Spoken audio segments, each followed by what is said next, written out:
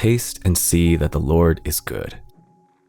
Blessed is the one who takes refuge in him. Psalm chapter 34, verse 8. Good is an overused word.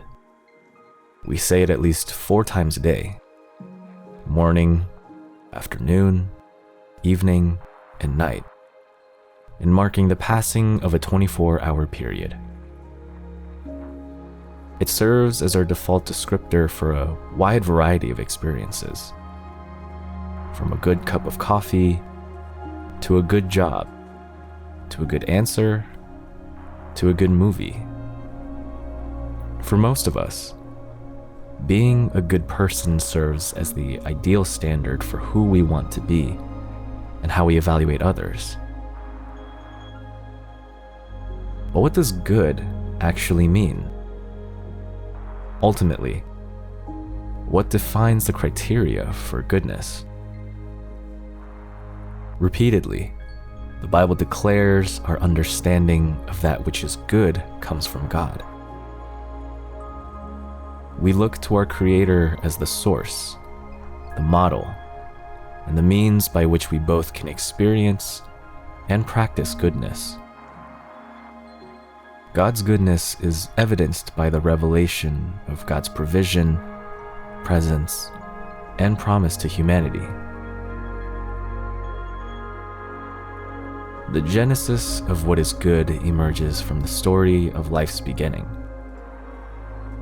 With each successive layer of creation, from the first emergence of light to the separation of the land and the sea, all the way to the dawn of humankind, the Bible declares, "And it was good."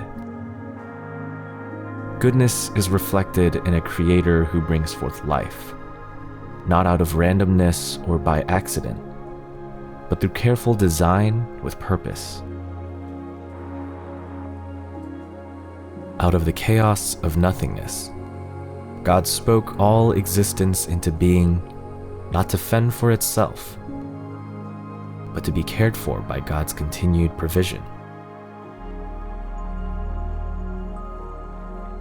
The intricate yet delicate precision by which the planets and the stars maintain their orbits, the beautiful predictability of the rising and setting of the sun, the cathartic rhythms of the coming and going of the seasons, the poignant circle of life in which nothing is wasted, in which even in decline and death fosters the potential for something new.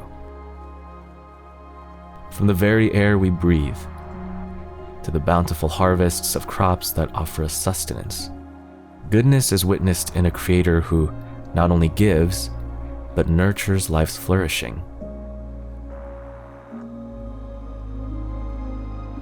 That which is good is not limited to what is useful, fulfilling the purpose for which it was designed. The goodness of God reaches beyond provision alone. In the character of our Creator, we also discover deeper awareness of that which is life-affirming to all.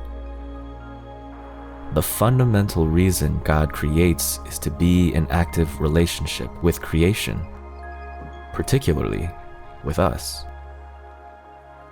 Not out of any inherent need, but instead out of both desire and delight, our Creator seeks to be present and commune with humanity. Goodness is realized in the untiring initiative and effort of the God who seeks to teach and lead us into what is beneficial for all life. The commitment of such steadfast and faithful love is offered without condition or limit. God's generosity overflows, not constrained by what we can return or repay.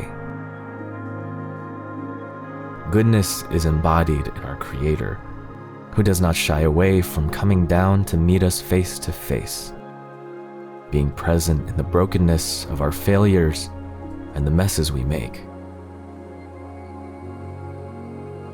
In an act of mercy and in the name of forgiveness, God does not hesitate in willingly bearing all our burdens, even to the point of death, turning an otherwise dark day into Good Friday.